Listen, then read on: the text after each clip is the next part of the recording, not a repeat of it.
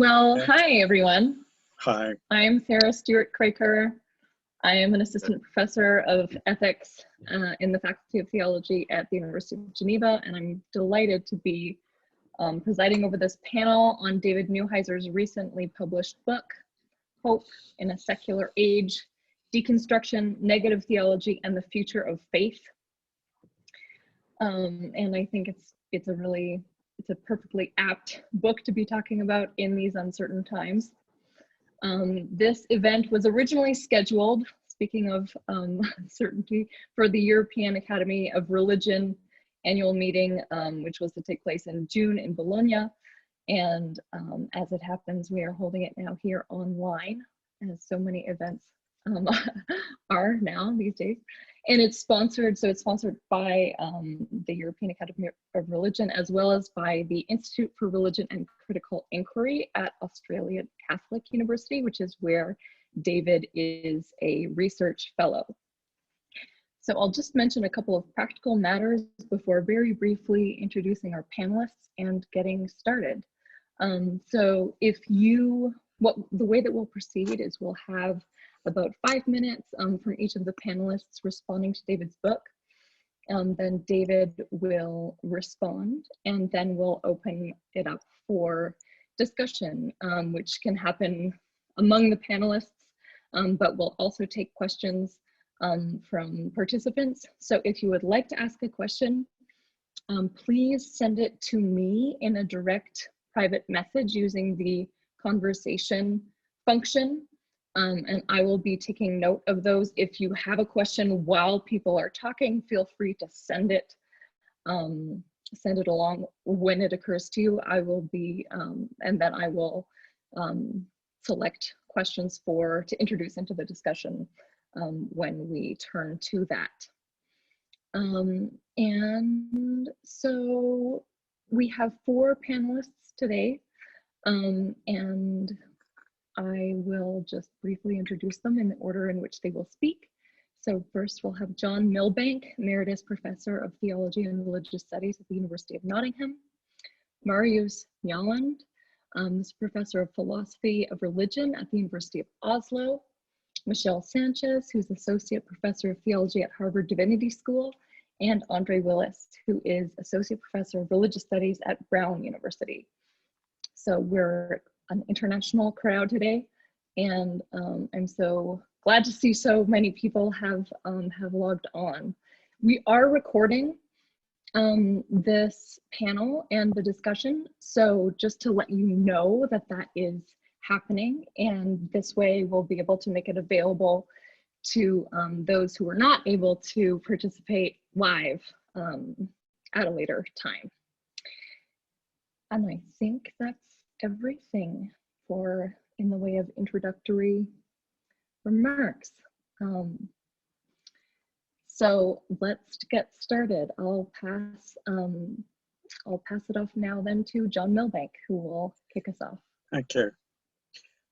Thanks very much indeed. I enjoyed reading your book, David, and I agreed with some of it, and not with other bits of it, as you can probably imagine. It was, for me, it was a little bit nostalgic, I suppose, in a sense, in that I think we had all these debates about Derrida and negative theology quite a while ago. And to some extent, people seem to have moved on to other territories since then. But I think you successfully updated it by relating it to questions of political theology and ethics, and especially to some of the concerns of Giorgio Agamben. And your focus on the ethical seemed to be perhaps the most novel thrust in what you were saying. So slightly taking us away from these concerns about epistemology and certainty and the indeterminacy of language and so on, towards the grounds of the ethical, which of course people have seen as more and more to the fore in the later Derrida, but which I think quite rightly argue was always actually pretty important for him.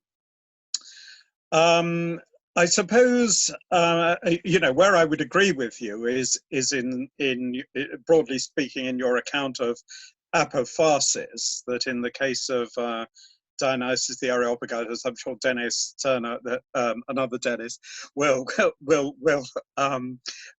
agree. That he is trying to go beyond both positivity and negation, and ultimately it's a negation also of the negation. It's a question of apophasis. It's a question of a transcendence altogether of our capacities of language and conceptuality.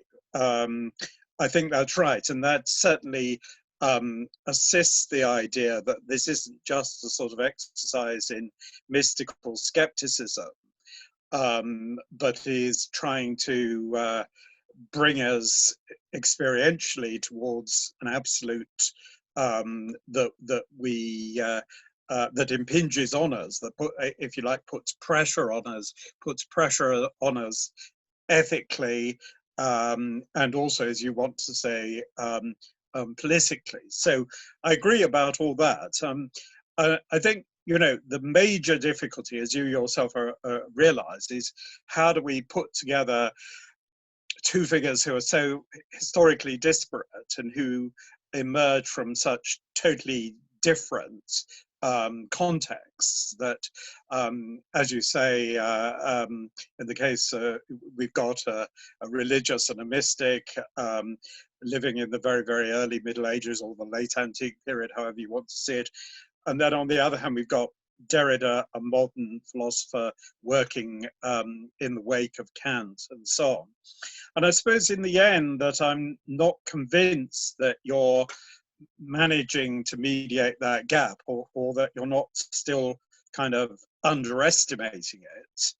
And I think that especially applies to the points where you're trying to see Dionysus's negative enterprise as something like, a modern critical one, whether we're talking philosophically or politically. This seems to import into him perhaps a rather anachronistic language. So, I mean, obviously you're well aware, and you give a good discussion of people trying to say, well, actually, the negativity, the apophaticism in Dionysus is qualified by his talk about church hierarchies and so on.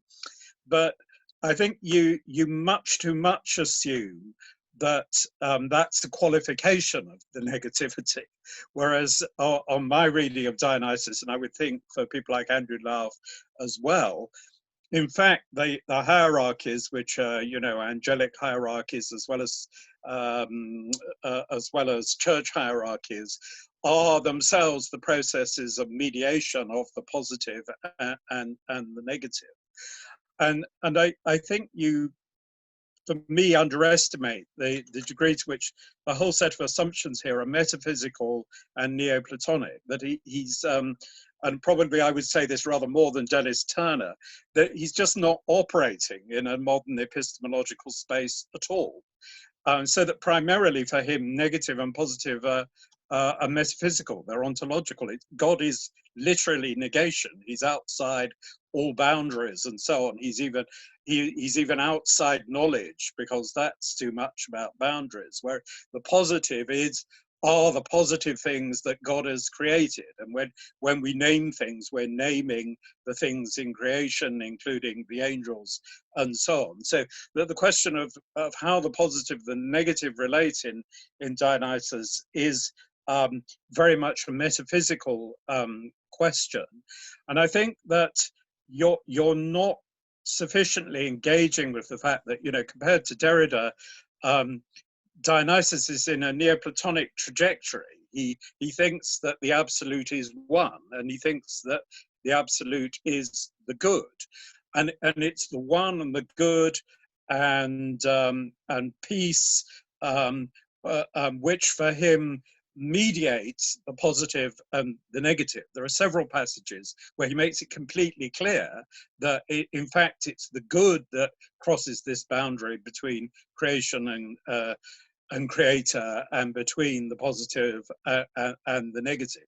The good as the ecstatic goes out from the completely indeterminate into the determinate. So in that sense, you've got a metaphysics around unity and a metaphysics of participation in goodness that's clearly Derrida refuses, because he's not positing anything like an absolute in that sense. He's operating it's in a post-Kantian space, albeit he's sort of turning that into a linguistic framework, but it's a linguistic framework that only ever issues in a skeptical gesture.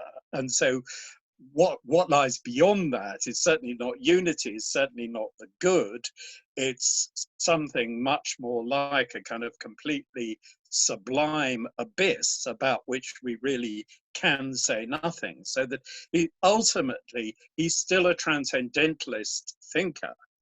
And I have to say here as a footnote that it's notable that most continental philosophy has now moved into a very different sphere, that the questioning of Kant now and the movement back into metaphysics, away from even the post-structuralist version of transcendentalism, is, with Badiou and the followers of Deleuze, and then with Meillassoux and so on, is very, very marked. And I would like to see theology now much more engaging with this kind of return to metaphysics. And then we could read somebody like Dionysus, in a way much more honestly as a metaphysical thinker. Now, what does all this mean in sort of ethical and practical and political terms? Well, I think the most important point is that for Dionysus, there can be some kind of analogical expression of the transcendent, and so that ethically and politically we can have some sense that some definite project, although it's not perfect, is, as it were, on the way towards getting somewhere. So it's not a matter for him of simply translated into the ethical and political. It's not a matter of simply endless negative critique, which would be endlessly setting up something to pull it down again. Endlessly saying something is inadequate, it's not perfect freedom as yet, which really only delivers you the kind of politics that can support a sort of liberal formalism. And ultimately, I would see Derrida as actually a rather conventional liberal social democrat, and unable to push beyond that, precisely because of this kind of transcendentalist framework. Whereby he can only make negative gestures, whereas I think that the tradition that Dionysus represents, there is some possibility of putting forward a project that is at least, as it were, on the way there, and it's here that I would fit in what he has to say about the church and about Revelation. He makes it incredibly clear that only, in fact, the language of the Bible provides you with the names of God, so that he doesn't have any separation between rational and revealed philosophy. He's much more saying something like, the combination of the positive and the negative, the sort of the perception of the good, as it were, breaking through, is always a matter of revelation. And he actually says at one point that an angel has revealed this truth to every nation, but only the Hebrews listened, which is very, very, very significant. So in a way, he has a wide sense of what revelation means. But he also believes that sort of one tradition, if you like, has attended. So for him, the Bible, liturgical enactment, the life of the church is, if you like, this concrete attempt to to express the mystery, and sort of built into that are all sorts of reserves about the inadequacy of doing that. But nonetheless, the sense of a liturgical performance and trying to sort of live this new life of charity and the good in the church, and approximations to that in terms of the monastic life and that sort of thing, these positive political projects. So, the final thing then I would say is, to me, that contrasts strongly with, Agamben's recommendation of an inoperativity, which seems to be like a form of contemplation so extreme that the only way in which we stay being human is to sort of exit the whole cultural project altogether. I mean, it's a weird combination of Benjamin and Heidegger, and it seems to me to be an incredibly despairing kind of gesture, almost, despairing of our whole human existence in excess of animality, and trying to reduce it merely to a sort of awareness that other animals don't have of our existential situation. Again, this is the very sort of Heideggerian element. And I would see Agamben as, like Derrida, as now a very conservative figure compared to the sort of the return to speculative realism and so on, which I would much prefer theology to be engaging with. So I don't feel that what you're saying is related enough to sort of concrete political suggestion and concrete political things that alone can give us hope in the era of Trump and Johnson and all these dreadful people, That's Wonderful. all. Thank you. Thank you so much. And so we will shift now to Marius Mjaaland, joining us from Oslo.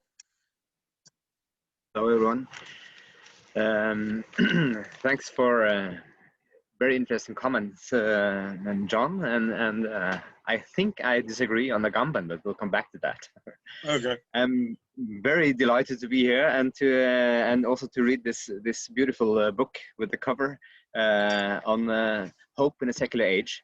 I just wanted to restrict my first comments here to 2 points. And the first point is perhaps not very surprisingly on negative theology, because I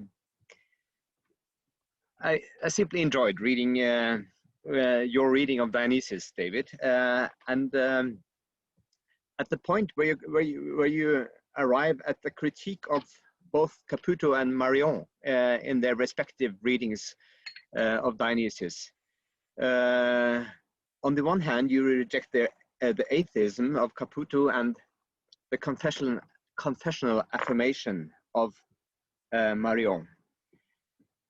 And you argue that they both say somehow too much about this old text. They see an affirmation of their own position, and the one says it's a kind of atheist piety, and the other is Catholic conformity. And the point of Newheiser here, this is a radical negation. It's non-speaking, it's silence. And that's, I would even say, perhaps the most beautiful point in this text. And even a negation of your own position as reader. And I think this is the tension which you very productively use in order to read our times somehow. So you take it out of that context and apply it in the contemporary situation. And I could even say that I agree with this reading. I think it's a good reading of Dionysius. And I could even say that I affirm your emphasis on negation. And still I do disagree. And I protest and negate your effort at construing a new sense in Dionysius, because I think this book on mystical theology, or the whole corpus of Dionysius, I think it's not about hope.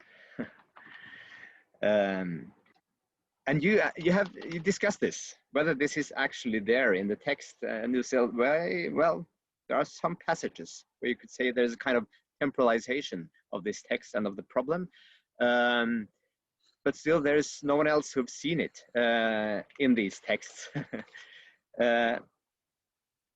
And I wasn't quite convinced that this is what is at stake for Dionysius. I can't see any genuine or radical temporalization of ontology or of the problems discussed, and not really an apocalypticism or messianism, which you could find in other authors, at least a bit earlier and a bit later than Dionysius.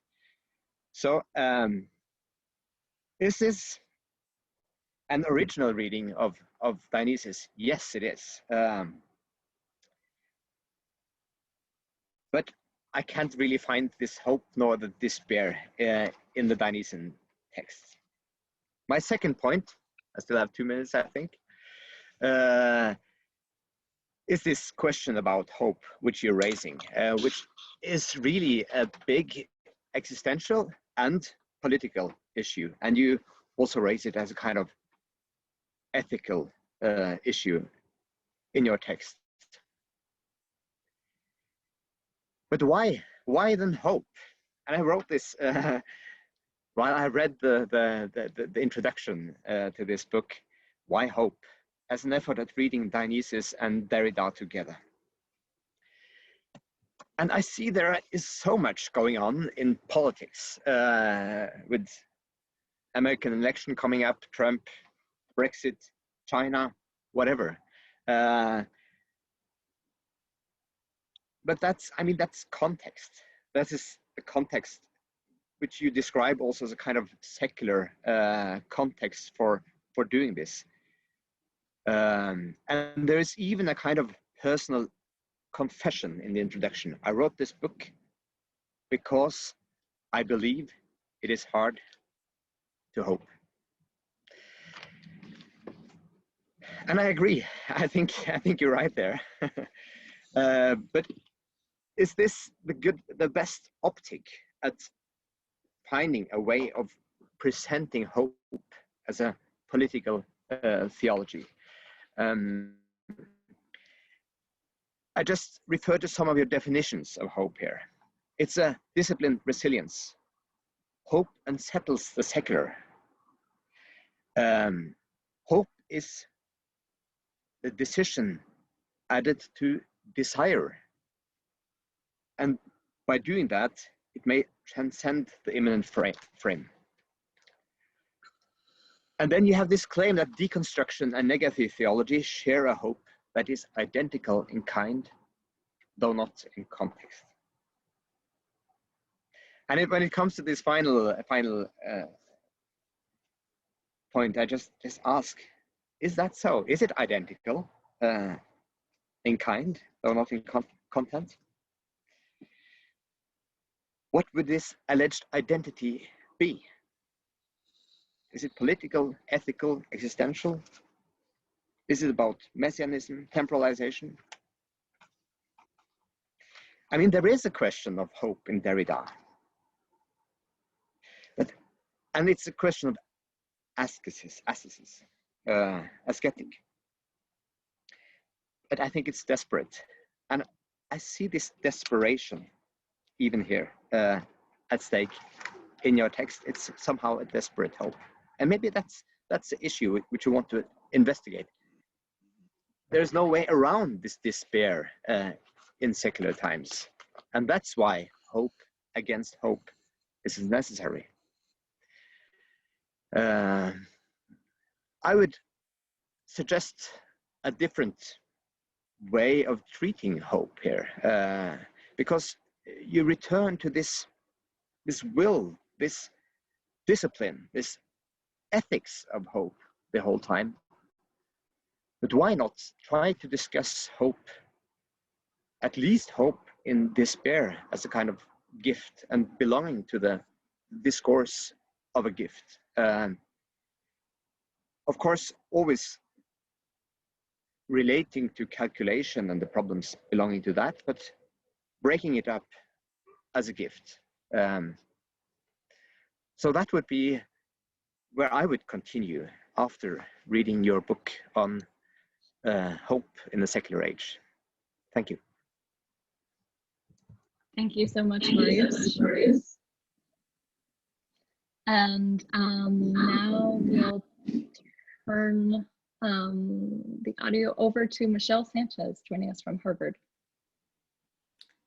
Hey, everybody. Thanks so much to David for writing this book and for inviting me to be part of this great panel celebrating it. So just to rehearse the argument, because I think that's always helpful to hear what somebody else thinks of your argument or what they take the argument to be. I took there to be three main points that this book is contributing. One is that negative theology ought to be a crucial conversation partner with political theology, which I think is necessary and brilliant, and I completely agree.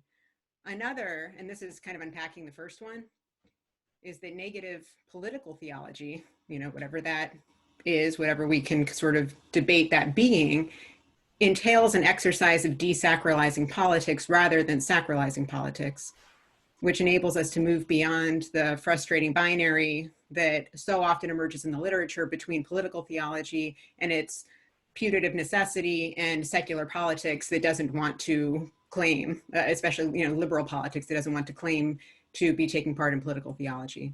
And then finally, that hope is the important, maybe the central, the crucial theological and political category to facilitate this work between negative theology and political theology. So I found myself kind of moving in two different directions and trying to piece together how these two things fit. One, that negative theology ought to talk to political theology in the broadly, what we might call the Schmittian tradition of political theology. And second, that hope is the bridge category for this, which I found really interesting and compelling. And I think, like other people have already said, it didn't seem apparent to me at the beginning that hope is this category, but I found it interesting to think with, because hope is not something that I find myself, at least professionally, thinking about a lot, although I'm sure, like most people, it's a question with great personal day-to-day stakes. So what does hope have to do with the way that we live together, the way that we live individually? So I thought it was really good to sort of lift this up at this time. I remember telling some students at some point a few years ago, which seems kind of dumb now, but a few years ago, that, of Kant's three questions, what can we know, what ought we to do, and for what may we hope? The hope part is not something that really seems relevant. And in fact, it's, maybe one of the more suspect parts of Kant's writing, but that's a bit of an aside. So with that introduction, I've got three basic questions, which were basically areas that I wanted to think with this book more and press it and think beyond it and hear from David and other people how you would respond to these three issues. It's kind of taking the argument for granted of the book, and then what does this mean in terms of praxis? So the first question has to do with hope as a discipline, which the book reiterates over and over again. Hope is a discipline. I find that completely enticing. But I wanted more from what a discipline of hope actually looks like. Like, what does it involve? What kind of community exercises this discipline? What kind of rules, so to speak, like, in the sense of a Benedictine rule, does the discipline entail? And what does that have to do with political institutions and modes of political identity? So one story that came to mind immediately when I read this was not actually anything to do with, the major figures thinking about hope historically, but actually a sermon that I heard, I guess I would say kind of right at the tail end of the first phase of the current COVID catastrophe. So at least in the United States, this was kind of end of May or beginning of May, when everybody was realizing that this was bad. It wasn't going to end anytime soon. And people were learning how to process that. And I heard this sermon where the preacher recounted talking to a colleague of his and saying, how are you doing? How are you managing? And she said, well, I'm actually doing a lot better since I've given up hope. And, you know, there was real relatability to that. When I heard this, I was like, yeah, that sounds about right. But then the preacher went on to quote or paraphrase a quote by Roberto Unger, who said, hope is best understood not as the cause of action, but as the consequence of action. And then his takeaway in the sermon was that we must continue doing the work of building relationships, of maintaining connections with each other, even though it's really hard. And then in doing so, we might just stumble upon hope in the process. We might find something like hope is kindled. And I thought it was interesting, you know, because it reverses the order around which we usually think of hope. And I wondered if something like that was what was going on in this book. So that's the first question. What does the discipline look like? What are its practices? And what does that have to do with communities?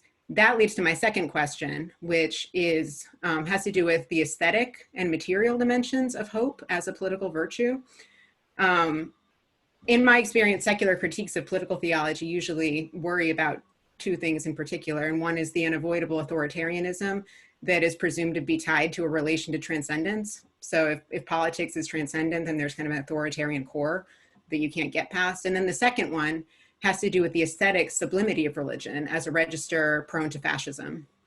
So if negative theology is an important corrective to political theology, what might comprise a negative aesthetic? And this is a question that I've actually been thinking about a lot after reading this book. I know the book doesn't go in that direction, but I was wondering if, you know, David, as having like spent so much time with this and written it, if you have thoughts about what a negative political aesthetic would look like, in contrast to sort of the classic fascist aesthetic that, you know, has been written about, you know, with big mountains and collections of people moving in order. What does it look like to disrupt that? And then the second dimension to this is, what does the negative aesthetic have to do with bodies themselves? And by body, I mean both individual bodies governed by political institutions and governmentality, and I mean the political institutions that we imagine as a body politic, so like a collective body. I've heard fascism described as the effort to give society a body, or a particular kind of body that looks and acts a certain way. But I could also echo Sylvia Wynter's claim that the phenomenon of Western colonialism and white supremacy stems from an overrepresentation of man to the exclusion of a human other. And if I I'm thinking about all these different critiques of various dimensions of the modern West, there seems to be something really important in an aesthetic embodied discipline of negation. So how do we tie the linguistically oriented Derrida and Dionysius to exercises of arts and the body, and especially those with a political dimension? Might we hope that by profaning existing patterns of political affirmation, we will inversely sacralize the bodies that are rendered profane or excluded or inglorious by the existing political operations of the institutions that we live under? I just want to indicate where I would go with this real quick. If I were to explore this, I would look in two possible directions, and one returns to Derrida's writing and all of his elusive references to the Cora, which I have always read, and this goes back to some comments that were made earlier about like what lies beyond for Derrida. And he references this Cora in like really, you know, odd places, but then he always connects the Cora to some kind of materiality. And I always read that to sort of disrupt the idea that for Derrida, what is beyond is some just sheer sublime or some emptiness or something like that. But actually what is beyond is some sort of materiality that can speak back. And through this exercise of positivity and negation, there's some kind of a way to honor and recognize a form of materiality that disrupts the way materiality has been materialized previously. So that to me seemed to be a site ripe for thinking about a certain kind of hope. And the second has to do with an author you referenced, Joseph Winters, in his book on hope, where he specifically looks to places of loss as an exercise of memory and sees that as part of the negation. But again, it's not just an empty negation. The negation is looking at loss and the suffering and the melancholy caused by loss to think about hope. Okay, so that was my second question. I have one more. I'll try to be really quick. So this one returns to more explicit theological territory, and it has to do with not just the negation, but the affirmation. So a few people have already mentioned this, but the book makes this clear, you know, like apophasis 101, there is no apophasis without cataphasis. It's not just negation, there is a positivity. So it matters then what is being said, and when you perform the negation, the negation will have a different impact depending on what the positive statement, what the cataphasis has been. So I wanted to think about this in a political register. I think it impacts what a negative political theology would be, and it makes us ask, what are the normative sources of political cataphasis?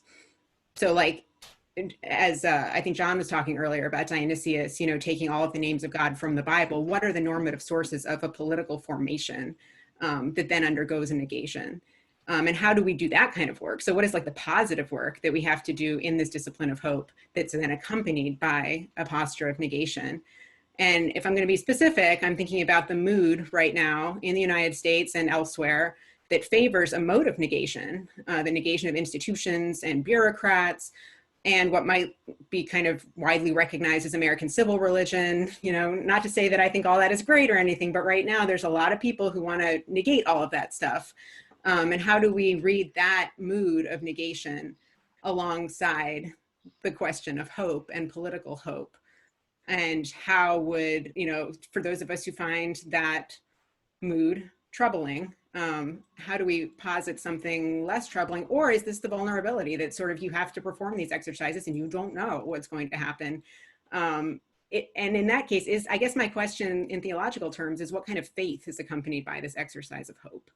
That might be all that I should say on that, but I did think that this might be a place to bring back in Dionysius's ecclesial and celestial hierarchies and really think about what does it mean that these really material institutional formations exist alongside the exercise of negation. So that's what I've got. Thank you. Thank you so much, Michelle.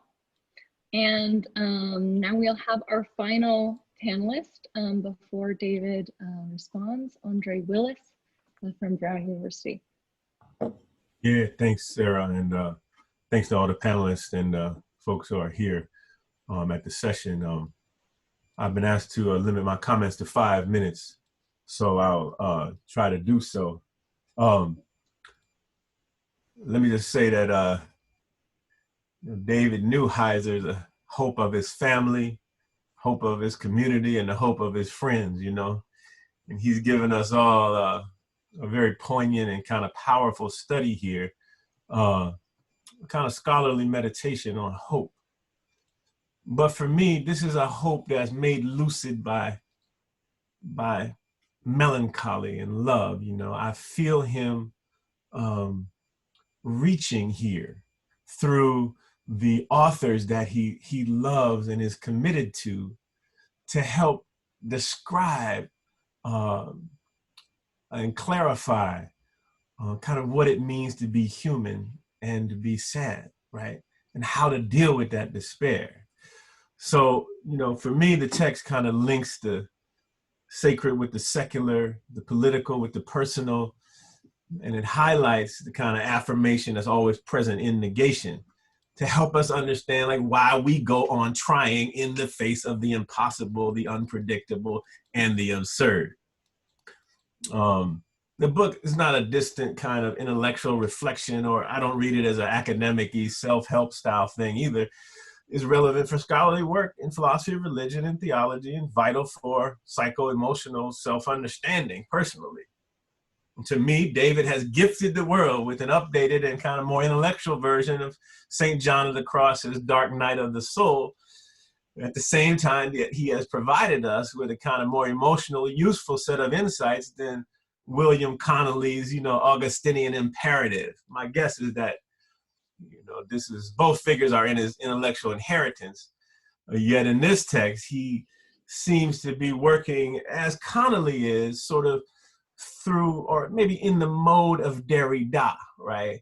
To give us a brilliant gift that gives and takes away, always and at the same time. So I think that among other things, this text, Hope in a Secular Age, gives philosophers and religionists in late modernity a kind of productive and nuanced way to consider hope.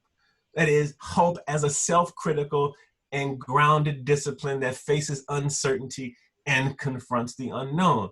Further, I think the text creatively draws a kind of constructive through line from Dionysus to Derrida, and thus productively bridges what many think of as a gap between deconstruction and Christian theology. Now, again, I want to go back to the personal and highlight the fact that I see my friend David, who almost obsessed and fascinated with Derrida and Dionysus, and raising the question, how can I link them, given my own suffering, right?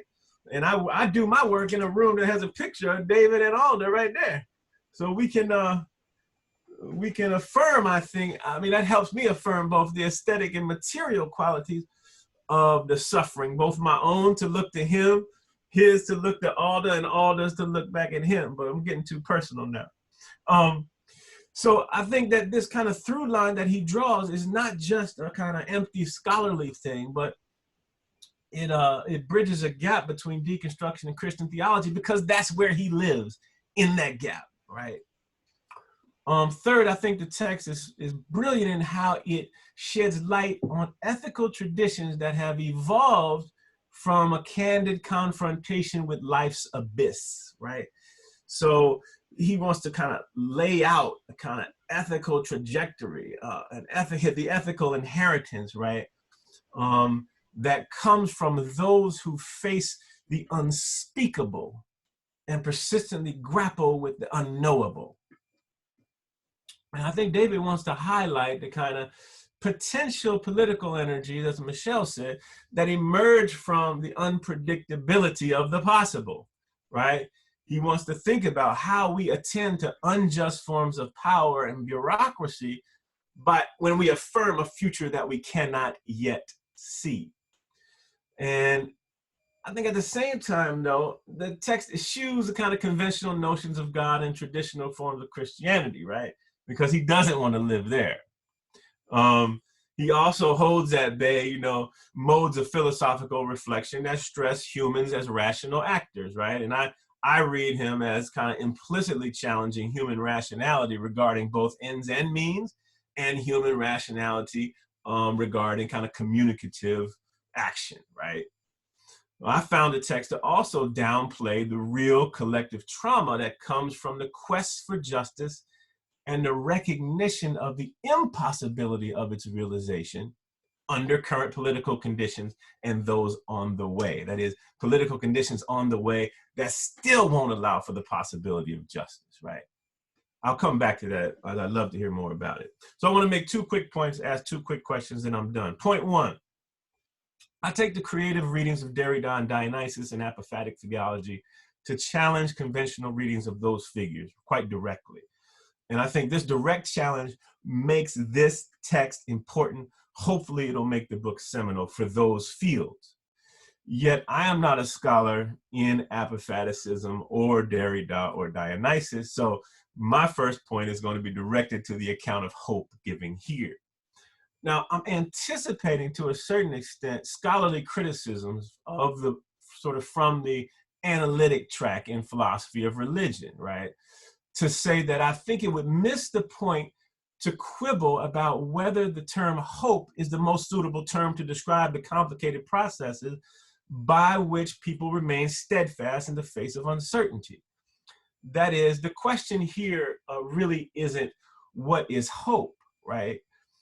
David is not motivated or interested in giving analytical clarity to concepts and categories. Rather, he wants to do something like find a more effective way for us to think about how the human heart presses forward in the face of despair, how struggling people keep moving in the face of insurmountable odds in an age where the conditions for religion have shifted such that many Westerners don't want to refer to this kind of work as religion. So drafting a new kind of mythology of hope, and I'm mindful that David, I'm mindful as I say mythology of hope, that David may not want that to be a way to describe his project, but I think that's a vital grounds for the kind of political energy that he's after, right?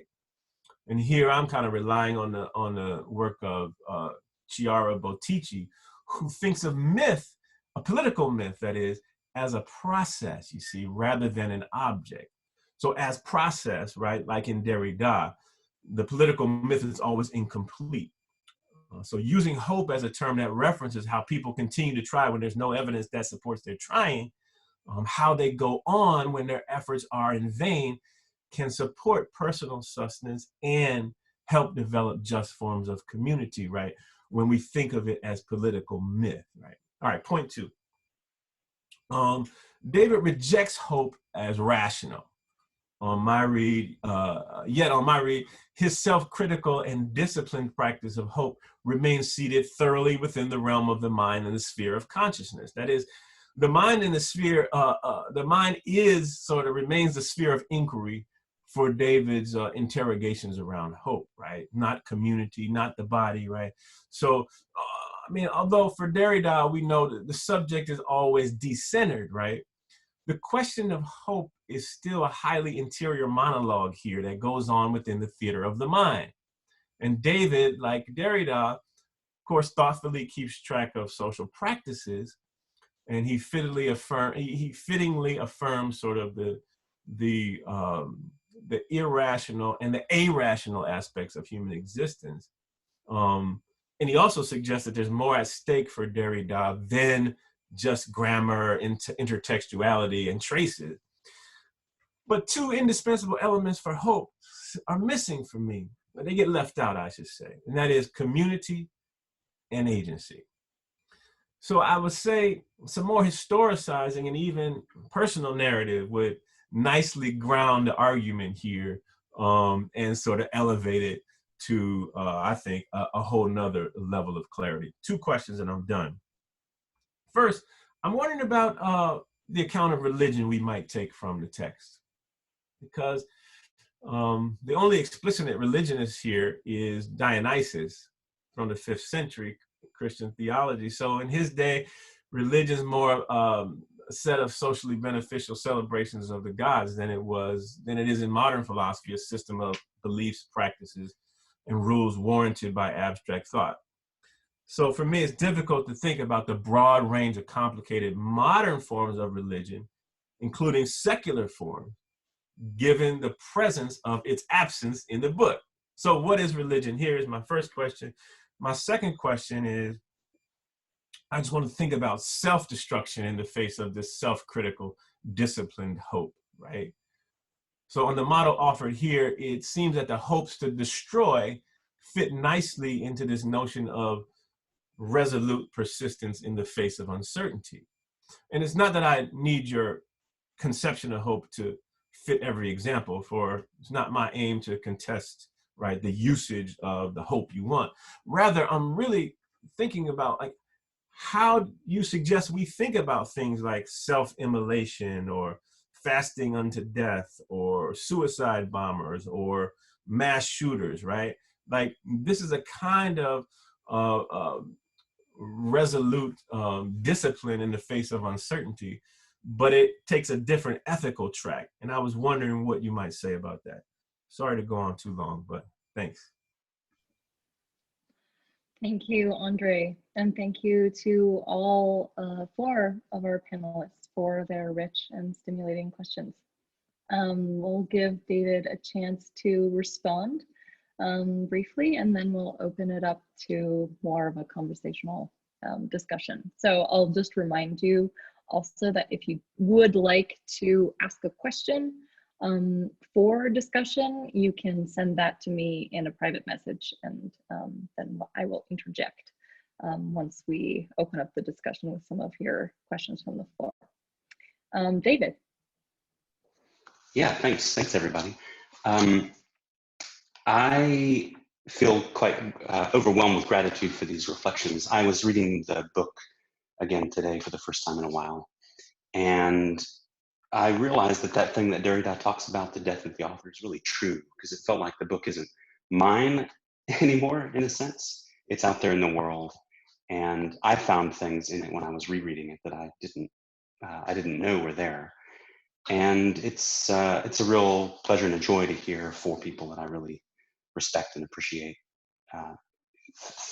think through the book in response to the book and against the book, because it helps me to see what's in it and what it can be and what there remains to be thought. So since it's the middle of the night over here, I might be a little bit disjointed, but I'll try to say a few things in response to these really interesting questions, and then since the book isn't mine, other people can enter the conversation.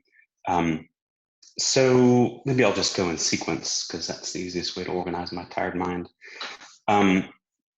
Like John said, one of the things my book is doing is revisiting an old debate. I mean, it's I didn't live through it because I'm young enough to have missed the first wave, but I'm well aware, of course, there was a lot of literature on it. I sort of think all of it missed the point, or most of it missed one of the central points, which is the thing that John highlighted, which is the ethical significance of both Derrida's work throughout his corpus, but also Dionysius, and crucially the relation between them. And I think that's where I would want to think through the question that John raised about metaphysics. I really had no idea, John, what you would think of this book, because there are lots of reasons that a person might suspect that you would really kind of hate it. But when I thought about it more, I realized that I feel like I meant the book to be not take a position on metaphysical questions. So in a way, I think that the type of metaphysics that you're invested in is potentially consistent with the account of hope that I'm developing here.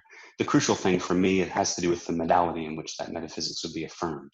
So I think you're certainly right, as you said, that Derrida and Dionysius don't share a metaphysics, and the fact that Dionysius has this Platonic metaphysics is a really big difference, and that's one of the ways in which their historical differences matter a great deal. But I think that the argument that I try to develop in the book quite patiently is that the way in which Dionysius and Derrida relate to their metaphysical commitments, because they both have a metaphysics of a kind, is of the same kind, is formally congruent, if not identical. And that has to do with this ethics of hope, this discipline of persistence that I find in both of them. So that's the thing that I'm sort of curious. I was curious how you would respond to that, because that modality for me is the central thing. In my understanding, you're certainly right that Dionysius doesn't posit a sort of endless critique. Critique, as you say, is a word that's foreign to him. And I think apophasis as a discursive practice is different from deconstruction in lots of important ways. But I think the thing that's similar for me about Derrida and Dionysius, I think it's there in the text, is that even though Dionysius doesn't say this negativity that he describes, apophasis is endless, he says the end isn't in our grasp. And that's the crucial thing, I think, because that's, I think, the thing that he and Derrida share. So for Dionysius, as John said, the church attempts to express the mystery of the divine, and that Dionysius articulates that in terms of this really rich metaphysics. I think Derrida does something that's formally similar in relation to Marxian politics, for instance. He thinks that certain traditions of political thought express something about democracy and something about justice that Derrida is really invested in, but he doesn't think that they exhaust them. And I think it's that tension, that active affirmation of something that must be subjected to a continual negativity because it fails to exhaust its object. That's the thing I think that Derrida and Dionysius share, and that's the thing that I think is best. That's the practice that I think is best explained in terms of hope. I have things to say about Agamben and speculative realism, but I think it relates to some of the other points people made. Marius, I think the questions that Marius posed are really penetrating. And I'm quite conscious that I'm not going to do them justice. I do want to say that, as you say, no one else sees hope in Dionysius in the way that I do. And that's awkward in a way. But I also think that there's an explanation of sort of an easily available historical explanation, which I'm just inventing on the spot. But I think it's plausible to say that our access to Dionysius is in part through medieval scholastic tradition that emphasizes the metaphysical dimension of Dionysius, which, as John pointed to, is certainly there. But I am really convinced by my argument that Dionysius emphasizes the modality. Dionysius cares a great deal about the modality in which the metaphysics is affirmed. And I take very seriously his gestures of humility, his anxieties about the sort of reification of a certain construction of the self that he identifies with idolatry. And so I think that even though the metaphysics is important, there is this ethical side to Dionysius, which the medieval tradition de-emphasizes. And because that's where I think the hope lies, that's where the temporalization that you're talking about is, for me, in Dionysius' account of Christian life as an ethical practice that unfolds over time as a sort of continual progress towards a divine that's inexhaustible. I think it's really there, that's just to say. And there might be historical reasons why it hasn't been emphasized for us. You ask why hope, and that's a profound question. And in a way, I would just like to let Andre answer, because I think Andre knows quite well where it comes from in the context of my biography. And I guess to sort of gesture in that direction, for me, it's really important that Camus represents the hinge of the argument in the third chapter when I'm trying to unpack constructively my account of hope. I think I turn to hope as a central concept because I have a melancholy inside of me that makes me really respond to the demand for lucidity that Camus makes. And I think it's difficult. I think Camus is right that it's really important. In any case, I think it's one thing that in a context like the one that we're in now, which is very dark and difficult, we need a room for that kind of lucidity. And lots of people think that that lucidity excludes religious faith, might exclude hope entirely. That's what at least some of the time Camus says. And I think that's just a mistake, but I also think it would be unfortunate if it's the case. I guess this is another way of responding to John's a point about the difference between Derrida and Dionysius. One of the reasons I want to hold them together using hope as this bridging concept is that I think any religious community or any political movement ought to make room for people who have a melancholic affect and those who have a sanguine affect. And I think hope is a useful concept in part because I think it incorporates both of those things. It makes room for people who are just kind of sad or people who feel like things are really hard. And for people who have a more sort of positive affect. I think hope can provide those people a way to acknowledge the kind of difficult lucidity that Camus describes, but work together in common projects. You talk about hope as a gift, Marius, and I think I'm going to table that because I think that relates to what I want to say about Andre's comments. But I'm grateful for the gift of that pointed question, and I mean gift with all the Derridian ambivalence that you have in mind.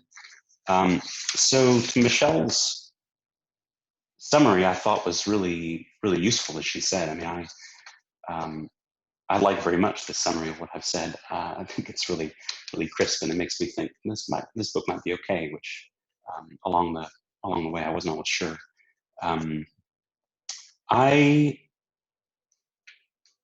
I didn't say much in the book, it's true, about what sort of rule of life or what sort of community support the discipline of hope would require. And it's something that I've been thinking about a lot since then. So I guess it's in the wake of the movement for Black Lives, in the wake of the sort of COVID disaster that we're all living through. I've been realizing that one of the things my book doesn't do, which isn't necessarily a deficiency of the book, but it's an open question, as you said, is what material conditions do people need to hope in the way that I've described it? So the way that I describe hope is intended, I think, to describe a human capacity that I think is really important. I think it's important in response to critiques of Christianity. I think I want to say that people have the capacity to do things that seem crazy to people with a certain rational cast of mind, that I emphasize the importance of will, with respect to hope, because I would say to people that that their hope doesn't need to be limited by what seems possible. That people actually can do things that are excessive and inordinate and beautiful and dangerous. And yeah, so I'm committed to that as a possibility, but partly because lockdown has been hard for a lot of people, including me, but even harder on a lot of other people. And as always, the burdens of this crisis are distributed unequally. I've been conscious that there are certain kinds of safety and care and support that hope requires to thrive. And that's the sort of thing that I'm thinking through in relation to my next book. So it's just to say, I don't think I have a great answer, but it's also the question that I have at the front of my mind. The thing in my life, which Andre alluded to, that I've found is that there have been times when I felt like I didn't have access to this capacity that I believe in. I know that it's in principle something humans can do, but there have been times in my life when I've just been broken down and I didn't see a way forward, really. I mean, I've experienced despair for really deep kind. And in that context, I've relied on the grace of friends. I mean, this is to go back to Marius's allusion to the gift. I feel like my own hope isn't entirely my doing. It comes from beyond myself.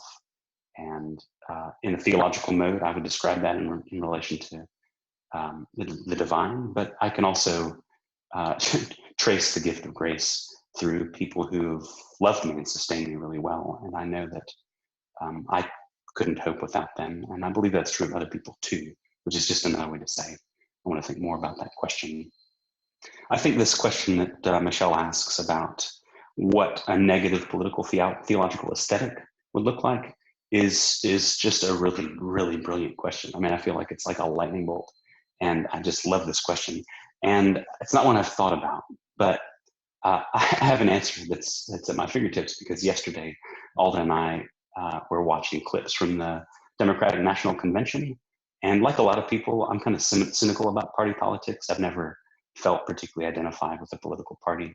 And I kind of feel like the mechanics of a convention are generally pretty hokey and lame. But I had heard that the roll call was a powerful moment, and so I wanted to watch it. And this is a moment for those who haven't watched it, where each state traditionally its representatives would cast their nominating votes for, in this case, one of two candidates or both candidates, Bernie Sanders and Joe Biden. And usually it's sort of pro forma process in the convention hall. It's kind of boring.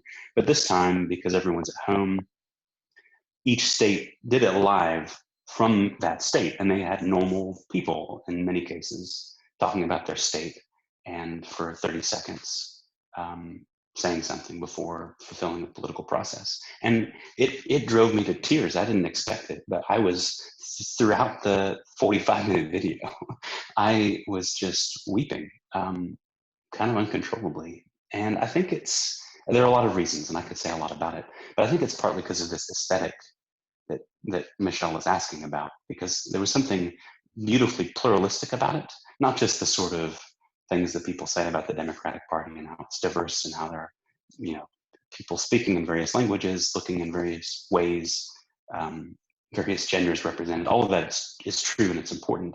But just the fact that there were lots of people who were saying things that really mattered to them. And I kind of feel like that's what I would want the aesthetic of negative political theology to look like.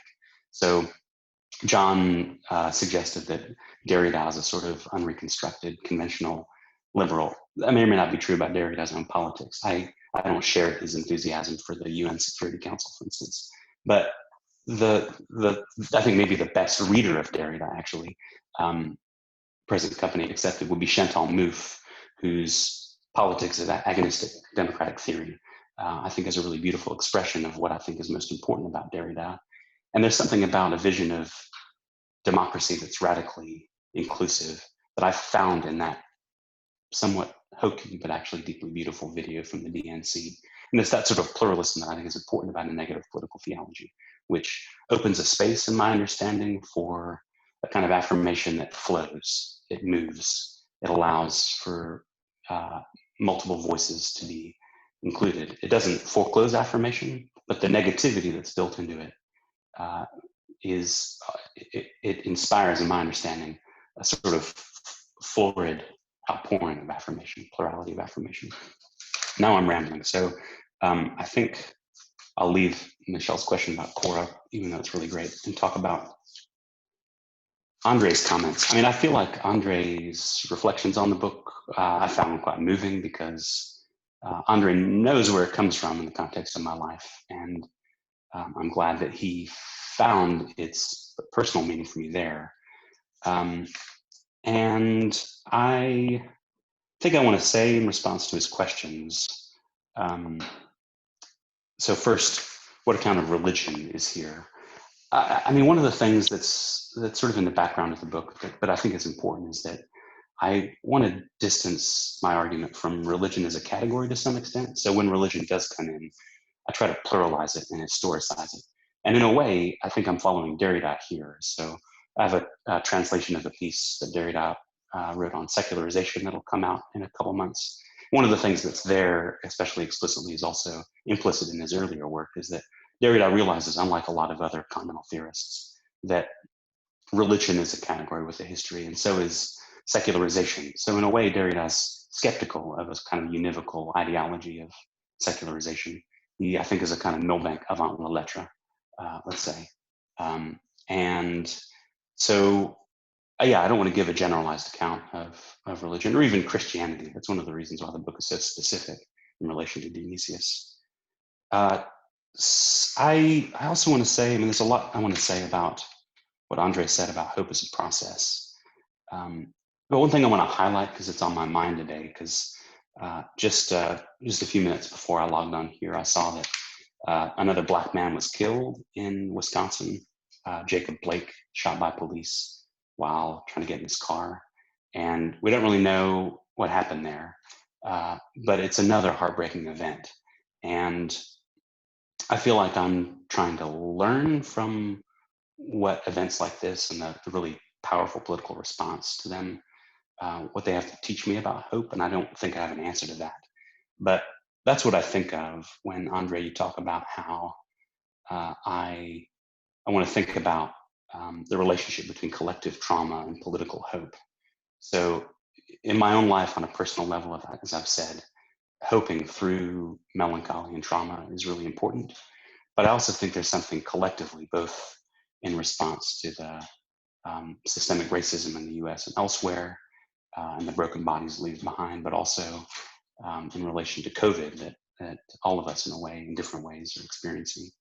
And yeah, I guess that's just to say, I hope that my account of hope speaks to that. I think it does, but it's something I feel challenged to think more about. So thanks to you for pressing me in that direction. And I'm sorry to have gone on so long, but want to hear what others have to say now. Wonderful, thank you, David.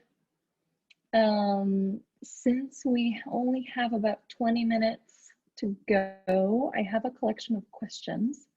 And maybe in the interests of time, I'll just present them together and then let David pick up on them as he sees fit. So the first question is from Alan F. Weaver, who's asking how you would describe the difference between the resilience promoted by corporal managers of a neoliberal order and the disciplined resilience of a hope emerging from the negative theology you advance. And then I have a couple of questions from Richard Swinney. And both of these are sort of questions on points of precision about defining hope, and that I think are work well as a pair. So is hope a discipline? Can one discipline oneself to hope without hope degrading into an empty platitude? And is hope an ethical concept? His suspicion is that it is not. And then we have another question about institutional loci of hope. And this is from Ryan Hacker. which is in response to the apparent divergence of the metaphysics of the pseudo-Dionysius and Derrida. David has emphasized their formally congruent modality of the open finality of hope. If, as David seems to suggest, this hope perpetually exceeds any positive institution of political theology, it seems to escape any mediating institution, whether church, state, or family. How then can we hold to a hope that could enter into social relations that give structure and purpose to our lives? And I'll just start there and let David respond. And then if we get some other questions, we'll do this again. And if people also want to interject in a more conversational mode, I think David would welcome that as well. So we'll try to both get to as many questions as possible and also open it up a little more. Yeah, thanks. So I'll take that as an inducement to be crisper than I was the first time, because I'd be interested to know what our panelists think about all of this too. But so briefly, hi, Ep, nice to see you. I think the problem of neoliberalism is one that's much on my mind. I've worked through it mainly so far in relation to Foucault, so it's not in this book, but it's what my next book is about, quite centrally in a way. So I'm working on a book now on a political theology of miracles. And one of the reasons that I think miracles are productive as a political concept, I mean, I think they're already there in our politics descriptively, but normatively, I think they're useful in part because I think one of the things that neoliberalism does, especially in its sort of theoretical, economized version, is to insist upon the calculability of human behavior. And I think the sort of neoliberal disciplines that you're asking about do that. It's about managing people in particular directions. I am interested in miracles as a sort of cousin concept to hope, partly because I think they have an eruptive character that is a way to short circuit or show the limits of that kind of, let's say, teleological calculability of individual behavior. My understanding of hope as a discipline is something like the Foucauldian care of itself, which I understand as a discipline that one takes on for oneself. And yeah, rather than it being prescribed for one, I could say more, but maybe I'll leave it there. So to Richard's question, also in relation to hope as a discipline, I think for me, one of the things that's important about conceiving hope as a discipline is, I think, first saying that it's more than just a desire or a feeling, because my instinct is that I at least want hope to do more work than that would allow. And also to say that it's not restricted by rational calculation, because for me, it's important to say that a hope for the impossible, that hope can have an object that one takes to be impossible, because I think that's an important human capacity. And I think the language of discipline and the centrality of the will captures that. It also captures something that's important in the traditional discussion, insofar as, for Thomas Aquinas, for instance, the object of hope is an arduous good, which is difficult to obtain. So I think hope as a discipline for me is meant to echo that. And that's precisely what's meant to keep it from degrading into a platitude, which is to say, hope is hard, and it's not always the right thing to do, which is the sense in which I would say hope is not ethical in my understanding, in the sense that it's always good. I'm reluctant to say that hope is a virtue. I do think it's ethical insofar as it involves the kind of Foucauldian ethics that I gestured to in relation to Alan, which is to say it's a disciplined practice, a work of ascesis. To Ryan, I would have to think more, and we should talk more about hope and mediation. I think in a way, my comments in response to Michelle and Andre and Marius gesture at the importance of institutions, and it's something that I think I need to think more about.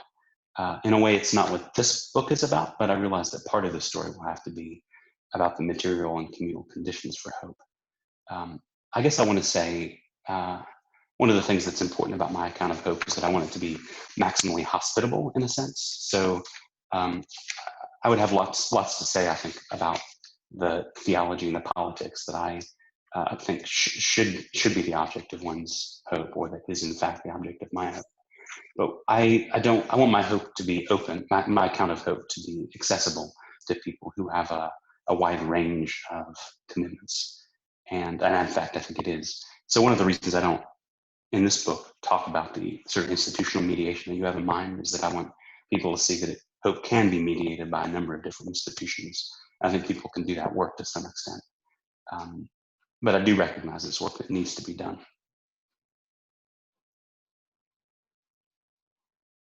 Travis, go ahead and ask your question. Thank you. Hi, David. I have a question which might be a bit naughty, but you said at one point that any political movement must make room for people who have a melancholic affect. Now, I know what you mean, of course, but I do wonder if this is something that at least I'm unwilling to accept. Seems if we define, or if we can understand melancholy, at least in part, as a tendency towards indecision, for a number of reasons, this is the one thing that political movements can't tolerate, at least with regards to the ends of the movement or the program in question. I understand, of course, the need to build a politics which is large enough and hospitable enough to make room for a number of affects and experiences, of course, and all that. But in terms of concrete political action, and even perhaps the aesthetics that we were talking about before, you know, then I wonder if we're not poisoning the well before we get off the blocks. Now, I know this is like kind of taking a broader point and maybe running with it in a direction that you're not trying to go, but I do wonder if you can maybe address this idea that political action is something that actually requires a certain kind of affective matrix, which is not best described as melancholic, and which might have reasons to exclude that kind of approach. Yeah, thanks, Travis. I mean, I think the simplest thing to say is that when I said melancholy, I thought I was thinking of something different, which is not something that is excluding decision, I think. But maybe there's something proximate to what you're saying that I had in mind, which is that I suppose in my melancholy moments, in the moments that I think of as melancholy, I can find decisions especially difficult to make. I know that there's a sort of gravity of despair, which I've sometimes felt. And this is a common description of depression. But I think that what I mean is that political movements ought to be able to incorporate both people who find decisions easily available and those that find them difficult. Because one of the things I think is useful about Derrida is that he, in my understanding, one of the central things that he's doing is articulating the ways in which decisions are difficult. They're not given. He thinks people need to take responsibility for them and feel the weight of them. And that's one of the things I think melancholic affect can teach, at least in the way that I think about it. That decision doesn't have to necessarily be an easy thing, but it's possible to take a decision, even if one doesn't feel the momentum of decision within oneself. That makes sense. I guess another way to say, maybe I can see you frowning. Maybe better words are the ones that Andre was using. So he was talking about collective trauma. So I guess maybe to use words that you'd be happier with, I want to say that people who feel the force of trauma ought to have a place alongside people who aren't attuned to that in the same way in any church worth the name or any movement for justice worth the name. I have a question from Amy. Amy, would you like to ask your question? Sure, I can if you like. Hi, you can hear me. Hey, David, good to see you again. Yeah, I was wondering how small and uncertain ethics can really be and, you know, keep that name. Sort of ventriloquize someone I know you have numerous disagreements with. Yeah, I can expand on that if you want, or you can just... Give me 2 more sentences, Amy. Okay. It seems to me that like a hope for the impossible, or you know, a hope as uncertain as the hope that you talk about, would risk kind of, or wouldn't be capable of being turned into something like an ethics. Because? Which would offer us some kind of, or at least a little bit more certainty a little bit more kind of programmatic than I think a hope for the impossible can offer us.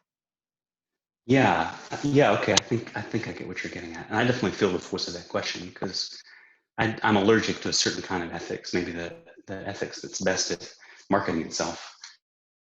Yeah. And yeah, there's a kind of moralism about that I certainly don't feel drawn to, and Derrida, as you were saying, is definitely distant from. But I do think that maybe I want to reclaim the term ethics along with Foucault, and I think Derrida as taking on responsibility, as an act of taking on responsibility. That's not, it's not given in a way that absolves one of responsibility. There's a kind of struggle and uncertainty to it, but it's also unavoidable in Derrida's sense. We have the responsibility to act as best we can, even though we know that we can't fulfill it. So yeah, I guess I think if with Levinas, Derrida, and Foucault, we can reclaim the term ethics, I think it fits, and I think maybe it's a good thing for the world if we did that.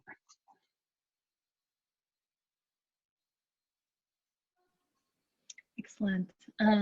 So we have another question from Toshiro Osawa. Toshiro, again, if you'd like to ask your question yourself by activating your microphone, you're free to do that. All right. Okay, thank you. My question relates to what Michelle mentioned, 3 questions of philosophy for Kant. What can I know, and what ought I to do, and what may I hope? And in the Critique of Pure Reason, where he mentioned the 3 questions, a few paragraphs later, in my interpretation, he says the question of what may happen bridges the question of what ought to happen and the question of what does happen. So I'd like to hear your take on what you mean by modality in relation to the difference among may, ought to, and does in relation to hope.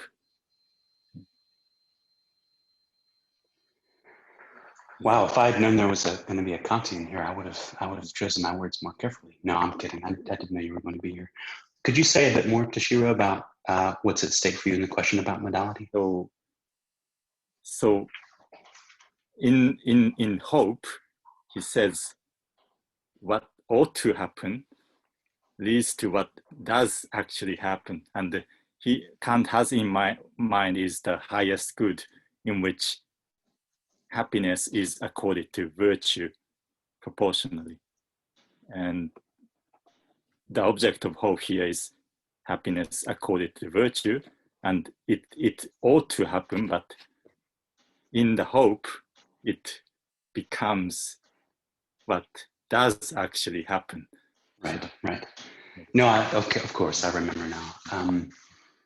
Yeah, I mean, I love Kant a lot, but alluding to John's earlier gesture at Kantian critiques of metaphysics, I think Derrida and I love Kant mainly for his political and ethical writing, so that side of his work, rather than the concern with metaphysics. It's something that I want to write about at some point, because I think Religion Within the Limits is an amazing book. I think that I don't have an answer at my fingertips because I haven't written on this yet, but my instinct would be to say that on the sort of quasi-Derridian account of hope that I've given, Derrida's difference would be to say that Kant's claim that what ought to happen leads to what does happen might insist too much on the particularity of an ideal, which Derrida would want to set in motion by rendering it quasi-transcendental. So I guess that's to say again that I find Derrida's vision of Kant's vision of cosmopolitanism is the thing that I think Derrida draws his hope from, less than the side of Kant's account of hope that you were gesturing at. But I feel like to really understand this, I'll need to read your book. So I look forward to doing that when it's ready. Thank you. We have 5 minutes, so if there is maybe one more question for David, or yes, Dennis. I was uncertain about the mechanics of intervening, so I've kind of held back. But thanks for the invitation. David, you connect, I think, very much part of your book and your argument, you connect hope with will. This is quite untraditional. The tradition connecting hope with memory, and therefore with the construction of narratives, of connecting past, present, and future intimately within this primal act of memory, which, interestingly, of course, Augustine gives such priority to, that he identifies memory with the Father, the Trinitarian Father, the source, the ground, and so on. And I wonder, this is a very general point, probably impossible to answer, but I just wanted to raise it with you, is that I detect a strongly affirmed voluntarism in your approach that places will at the center. And, I think this affects pretty much every single answer you've given to every question this evening. I just pointed out to you, not to kind of terrorize you with the thought that you're doing something which you oughtn't to be doing, but just to as it were, identify precisely what seems to govern the sets of inferences which you connected in your exposition and in your book and in your answers. I don't know whether you have any thoughts on that. Yeah, I should have prepared a thought, because you've made this complaint before, or rather you've made this observation before. I think the main thing I want to say is that I would like to think through the relationship between my account of hope and medieval debates over voluntarism more thoroughly, but I'm pretty sure that I want my account of hope not to be voluntaristic in a sort of totalizing metaphysical way, but just to say that I think that rationality and affect, I think, have a certain role to play in that.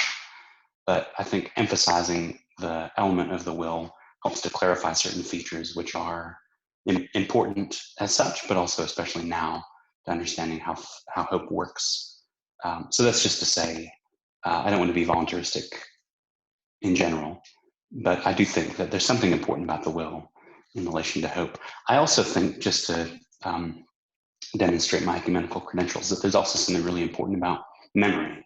So I think your point about memory relates to the points that Michelle and Marius and others were raising about my account, which is to say that where a person comes from and the sort of time that they carry within them shapes their hopes in really profound ways. And that's something, because my book on hope is meant to do one particular thing in relation to hope and certain problems that arise. It's not a sort of thoroughgoing phenomenology of hope in all its aspects, but such a phenomenology would have to take memory into account, to be sure.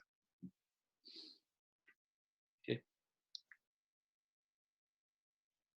Excellent. Well, David, maybe I'll just leave it to you to say in case you have some concluding words as we bring this discussion to a close. Yeah, I just want to say thank you to everyone. I mean, I'm sad that it's over, because I want to know what everyone else thinks about all of these important topics that we've been talking about. I'm really grateful to all of you for coming, especially my brothers and sisters in Oceania. Amy, and I see Gordon is here, and Peter and others. Thanks for staying up after midnight. And yeah, to all the rest of you, it's quite generous. And to the panelists especially. I mean, I think these questions I find moving both intellectually and effectively. And mostly now I'm grateful for the conversation, but also really sad that I can't take everyone for a drink, because that would be really fun. But next year in Jerusalem.